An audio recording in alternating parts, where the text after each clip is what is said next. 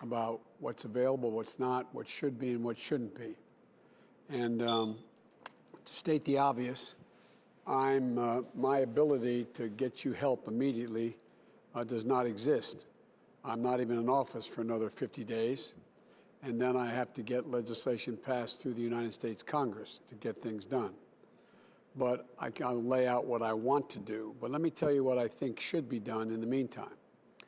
Number one, there is what they call this lame duck session, a fancy word for saying the administration has changed, the Congress has changed, but the people who were there the past 2 years remain there until January 21st, when I would take office after being sworn in on January 20th. There's been an attempt to be able to provide for help in the meantime. One of my greatest concerns has been the failure to deal with COVID to begin with. Had we taken the action we should have taken back in late January, February, March, and April to deal with the disease,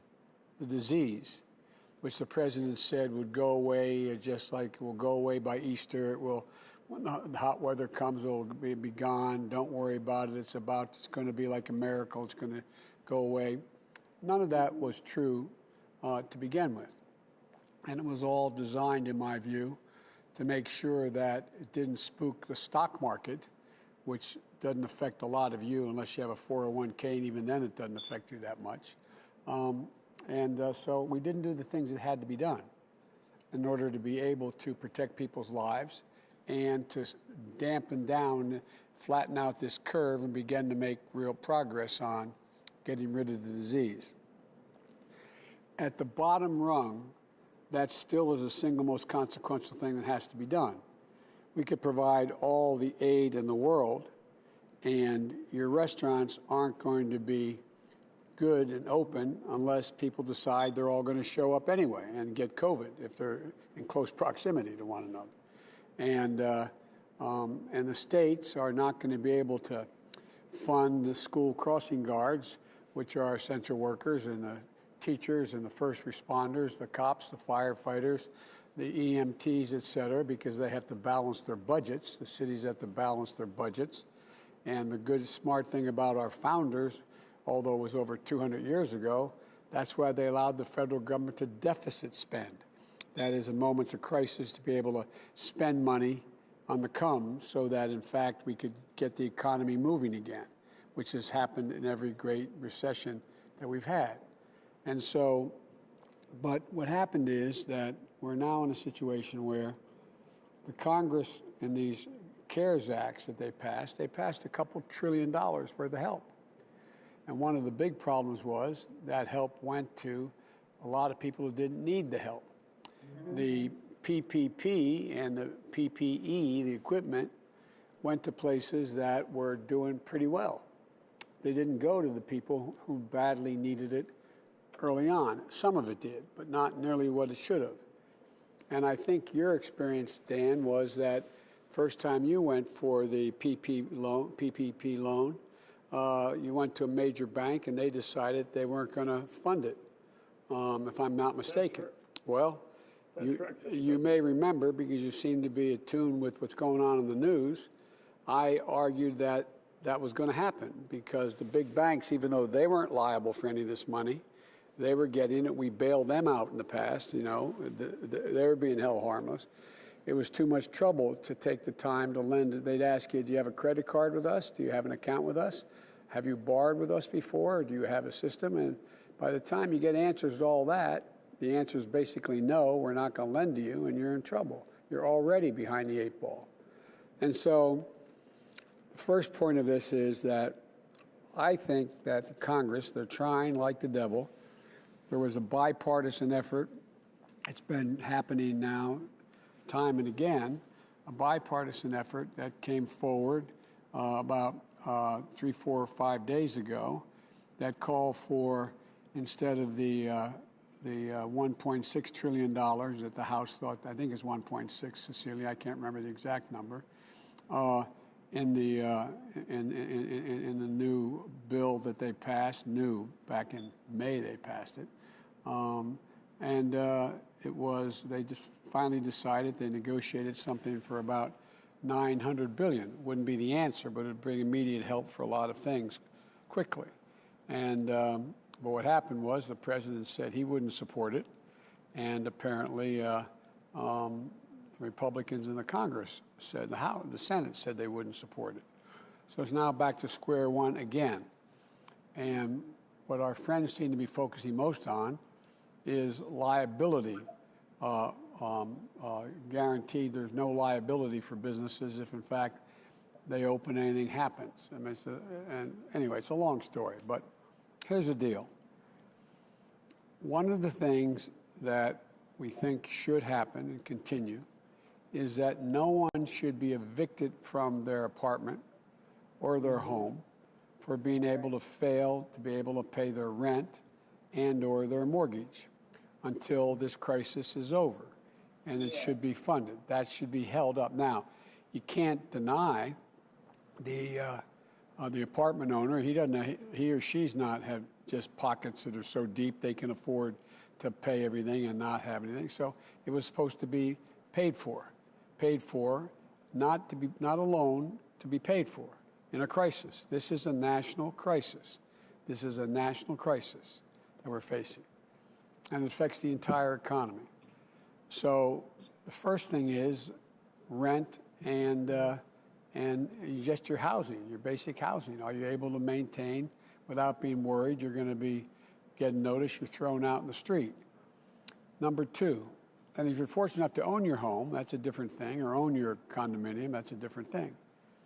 Second thing is that there was a proposal we put forward that suggested that already over 10 million people have lost their health insurance because their businesses went out of business. So they can't afford, the business can't pay anybody. The business is out of business. So it's basically bankrupt. So they're not able to participate in paying for that. And so there's a lot of wonky language, but there was a proposal that said that we would, in fact, the federal government, pay the share that the business used to pay for the employee so they could keep that health insurance policy they had, and until things got better. Thirdly, we find that the president is still in court trying to strip away all of health care from the Affordable Care Act. Just flat eliminate it all, get rid of it all. It's deadly wrong. I think not only should we keep it, we should be adding to it, providing for a public option, a Medicare option if you choose that. If you can't afford to buy in, then you're in a situation where you get Medicaid. If you're eligible for Medicaid and your state doesn't provide it, you get it for free, period. So there's two ways to deal with health care. One is to supplement the businesses that are going out of business or can't afford to keep their health insurance for their employees. And secondly, to make sure we make it a lot easier to buy into the Affordable Health Care Act and get more coverage with a lot cheaper, with drug prices coming down substantially, as well as making sure that there's a Medicaid option, a Medicare option, like option in the health care plan. That is my objective. That's what I ran on. That's what one of the reasons I think I got the nomination. And so that's going to be one of my first efforts as well when I get elected. It's not going to happen between now and then. Third thing that it seems to me is the unemployment with the $600 kick-in is really important. It's the thing that allows people to stay above water. It gives some sense of security. It's not like there's a lot of jobs you're going to go to. Like, oh, you're sitting home being lazy. Well, where the heck are you going to go get a job? Every one of you, if there were another job out there that could pay you something, you'd be out applying for it. But it just makes no sense. But it's some of our very conservative friends think that the same people who think you should have to, if you need what used to be called food stamps, you should have to work to be able to do public. I mean, come on, this is We're way beyond that. And so there's a number of things that could be done. And in terms of being able to open your restaurants, first of all, my deceased wife's father was a restaurateur. After World War II, he came home and became a very successful restaurateur. And I watched how hard he worked, and that made me realize I never want to be in the restaurant business. You think I'm joking? You guys have to, men and women have to love it. It is a god-awful thing, especially if you have a 24-hour diner like my father-in-law had, plus making sure that all those folks who had the contracts to serve the universities and their food systems, what's happened to them now? They're all in trouble as well. There's nothing, there's nothing there because these universities are shutting down and are all going virtual. So we've got to provide for you the ability to open and open safely. And there's ways to do that, and it should not be a loan. It should be a guarantee. You should be in a position where you can have all that ventilation changed, all the dividers put up, all the social distancing that you need, and make sure that your staff is safe as well, both indoors and out. But it costs a lot of money to do that, and you should be able to get that money to be able to stay open, because it affects the ability of the economy to continue to grow. What people don't realize is putting this money into the economy generates economic growth. It's not just you have a debt, you do, but it generates so much growth. When your restaurant employee is able to go out and buy a used car, you go out and make sure they can get their first apartment, make sure they can go out and purchase new clothing. It all relates to everybody else does better. So that's why, for example, with my proposal, I know my Republican friends say everybody's a big spending Democrat. Well, the point is that even the Wall Street types like Moody's point out that my proposal would create 18.6 million new jobs, good paying jobs, and would increase the economy by $1 trillion, economic growth. So what's happening though is the big thing for Lori and state workers is, one of the most important things we have to do is we have to deal with giving state and local governments assistance. You may remember, all but one of you are old enough to remember, when we had the Great Recession in 2008 that Barack and I inherited from the last administration. It was the most significant recession in the history of the United States, short of a depression. And what happened was we went out, and the president put me in charge of spending. We were able to convince 3 Republicans to change their votes, and we passed a bill that it turned out to be $84 billion that had to be spent in 18 months to keep the economy from crashing. It kept us from out of depression. And by the way, even the conservative think tanks pointed out of less than 0.2% waste or fraud. I handle that on a daily basis every single day. I talk to over 165 mayors. I talk to every governor but one on a constant basis about how they could spend the money. And what happened was it generated economic growth. People came back. Well, that was federal money, and out of that federal money, $147 billion I was able to give to the states and the cities who showed they had a need, because they're laying off permanently their teachers, their firefighters, their law enforcement officers, their first responders, shutting down local mental health clinics, shutting down small hospitals. And that all relates to people's health, safety, and well-being. And in the process, I guess the point is the full Congress should come together and pass a robust package of relief to address your urgent needs now. And that means extending unemployment insurance for Lori and Jessica and Karen and the millions of Americans who, like them, who've lost their jobs or ours through no fault of their own.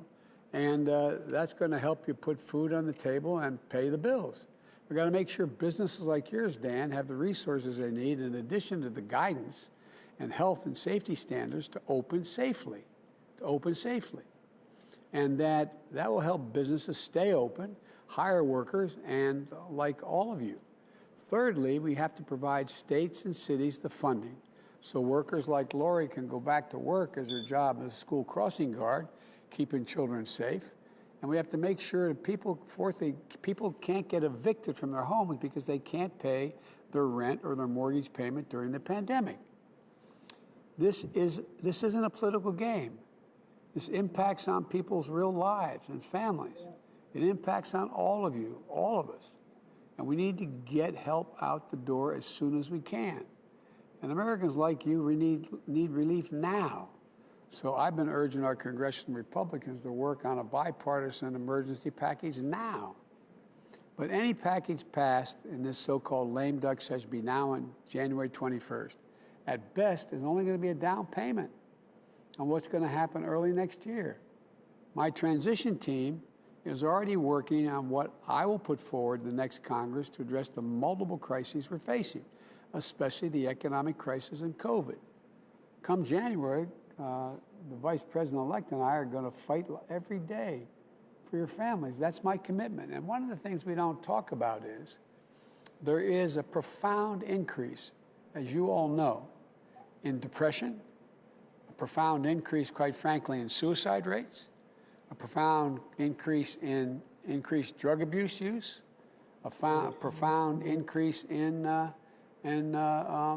quite frankly, abuse against women and children in households. So there's an awful lot of people, including our doctors and nurses, who need additional mental assistance. The doctors and nurses talking to me are telling me how many of them, when they're in an operating room, or they're, critical care nurses, how many times can they hold the hand of a person who's dying and hold their hand and know that woman or man can't even talk to, can't see, they may hold a phone, their son, their daughter, their husband, their wife, their child. I mean, it's one of those things that is profoundly destabilizing. And so there's a lot we have to do to keep them up. Now, one of the good news pieces here is, and it really is that, as you probably have been reading, I early on put together a COVID task force of the most significant scientists in the area. I think how many we have on it, Cecilia, now? 23 members, something like that. I think so, yes, sir. And these are the leading doctors in the world, happen to be in the United States. And there's two things that are happening for real. One, help is on the way in terms of vaccines, but the vaccine is not the most important thing. It's the vaccination. It's one thing to pay and the government have people show up and get the vaccine. It's delivered to the state capital or to hospitals, wherever it's going to be delivered. Another than to get that vaccine from the vaccine, I don't want to scare anybody, but into the arm, to get a vaccination. That's a really expensive proposition. We're talking about having to make sure over 340 million Americans, and others I might add, have to have access to that vaccination. And so that's going to rapidly, God willing, once we have it, be able to get out and be able to change the way in which we no longer have to shut down like we did. And what's happening is, and I hope you all are listening, as with all the trouble you're going through, you cannot be traveling during these holidays. As much as you want to, I have a large family. Barack used to kid me about it. I mean, everything for me is family, beginning, middle, and end. When one comes, everybody comes. You think I'm joking? I'm not. We would have 16 people go away every Thanksgiving. My deceased son, before he passed away, we'd all go away, and we'd go away on Thanksgiving to be just a nuclear family. mom, dad, sons, daughters, husbands, wives, grandchildren. And we, the first time, we had a Thanksgiving with my wife and myself, my daughter in the region, and her husband, who's a doctor in the region. That's it. All my other kids, everybody else in the family, was on Zoom on Thanksgiving, which doesn't. Well, Christmas is going to be a lot harder. And, you know, I don't want to scare anybody here, but understand the facts. We're likely to lose another 250,000 people dead between now and January. You hear me? Because people aren't paying attention. People aren't paying attention. You are, Dan. You're not letting people congregate inside your restaurant. You know what that would mean. But there's ways we have to bring down the virus. We have to bring down the replication rate of it. Anyway, and we have to significantly increase testing. And there's a lot of things we can do by the spring to be able to get everybody back in the swing of things, and people being able to safely open, and safely be with one another. But look, I know Trump always made fun of me. I'm always wearing this mask. But let me tell you something. It matters. It's not about saving my life. It's about saving your life. When I have this mask on, I have the heavy one underneath it. When I have this mask on, it's less about me being safe. It's about me making sure that you're safe. It's a patriotic thing to do. It really is. You know, I hear all this about, well, it's a great sacrifice of my freedom. Well, tell that to all the people who went to World War I and gave their lives, and World War II and the Korean War. I mean, come on. You're helping other people. It's not you. It's other people. Other people. And so I think we have to change the mindset here a little bit. It's got to be about giving, about giving. You know that old expression from the Bible, what you do unto the least of my brethren, you do unto me? Well, you know, that's what this is about. I'm not trying to proselytize and convert anybody to anything, but it's just basic human decency. Just decency. So, look, I promise you, the things that I'm going to be working on very, very hard are first and foremost getting the billions of dollars that are needed to get COVID under control, get the vaccine distributed, get it out quickly, and get it to the most urgent people most urgently needed. And that happens to be people who are in nursing homes, because there's significantly high proportion of those are in the mortality side of things. The number of people who have died in nursing homes exceeds about anything else. You're going to have to get it to those doctors and nurses who, by the way, are losing their lives. Their lives. A lot of them. Not a joke. It's about those first responders driving those ambulances, making sure that they're showing up. It's about that fireman going into a burning vehicle and pulling somebody out, not asking, do you have COVID or don't you have COVID? I mean, we have to get, and then to get to the school teachers and businesses, small businesses, to be able to open. Because small business is the economic engine of the country. And restaurants are a major part of that small business. A major part of that small business. So, you know, I just think that, you know, Karen, I know this has a lot of emotional strain on you and everybody else. And but imagine what it's like if you weren't even a member of a union. I know. I love my union. No, but my point is, that's the last point I want to make. America is built by the working folks and middle class. And the unions built the middle class. And look at all the people who aren't represented, who don't have any possibility. Talk about a pension. What pension? I remember my dad coming home and saying, well, I started this pension, the company, he just decided to stop it. Boom, done, over. Or remember him rolling around in the bed at night and asking my mom what was the matter. And she said, Dad's upset because we lost our health insurance. You know, I mean, this is stuff that has a profound impact on people's minds, on their sense of themselves. And so, but I don't want you giving up hope. I really don't want you giving up hope. I promise you. Hang on. We're going to get through this. You're going to get through this. It's going to be hard as hell for the next 50 to 70 days, unless the House acts in some way, the Senate acts, and passes some of this material. And Dan, I think we got to go back and look at all the businesses that have gone out of business, and look at all, particularly minority businesses.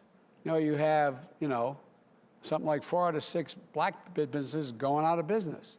The center, whether it's the local grocery store or it's the beauty salon or whatever, it's the center of communities. Most of you are from fairly large cities. Well, there's a lot of rural areas that are really getting crushed. They don't have anything going for them. We can fix it. And I think when we fix it, we got to go back and try to make up for what we didn't do for you all, what we didn't do, so people aren't left with staggering amounts of debt, staggering amounts of as they go through. So anyway, every time I'd walk out of my grandpa's house up in Scranton, Pennsylvania, he was a good guy, and he'd yell, "Joey, keep the faith." And my grandmother would yell, "No, Joey, spread the faith." You got to spread the faith a little bit. No, I really mean it. I promise you, watch. I always try to do what I say I'm going to do. If I make a mistake, I'll tell you I made a mistake, and I'll take responsibility. It's the responsibility of the President of the United States to set the agenda as to how we deal with this crisis. It's the responsibility of the President of the United States to lay out guideposts for how people can move forward and should move forward, instead of leaving it to and the mayors and governors are working like hell, Democrat and Republican. They're working like hell. But they need more guidance and more help. And that's what my job is as the commander-in-chief. I view this as sort of a standing army we got to put together to deal with this. But, we all know, you've all been through not just this crisis, many of you have been through difficult times in your life in other ways. We all have dealt with pain. But it's kind of the human condition is that I believe why we're going to do okay is it's always a bad bet to bet against the United States. The United States is all about possibilities. There's never anything we've tried to do together we haven't been able to get done. We'll get this done. My fear and concern is how many people may get left by the wayside in the meantime.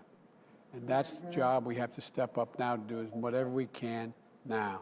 And by the way, look at all that's going on. Look at what's happening in the major cities in America where there's prosperity. You see miles and miles and miles and miles of automobiles lined up to get food, The food shortage in the United States, lack of access is overwhelming.